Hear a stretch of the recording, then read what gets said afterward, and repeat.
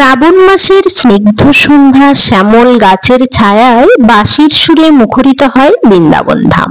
সেই সুরে সুর দোলায় শ্রীকৃষ্ণ এবং রাধা। ভক্তিমূলক উৎসব হচ্ছে এই ঝুলন যাত্রা, যা প্রতি বছর শ্রাবণ মাসের শুক্লপক্ষের একাদশী থেকে পূর্ণিমা তিথি পর্যন্ত পালিত হয়।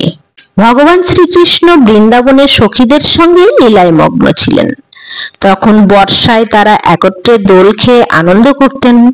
শ্রাবণের ভিজে বাতাস, গাছের ছায়া, মৃদু বৃষ্টির ছোঁয়ায় দোল খেতেন শ্রীকৃষ্ণ এবং শ্রী রাধা।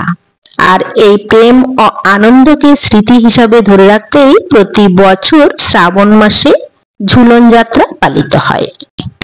2025 সালের ঝুলন যাত্রা শুরু হবে 5ই আগস্ট এবং 9ই আগস্ট 2025 তারিখ পর্যন্ত।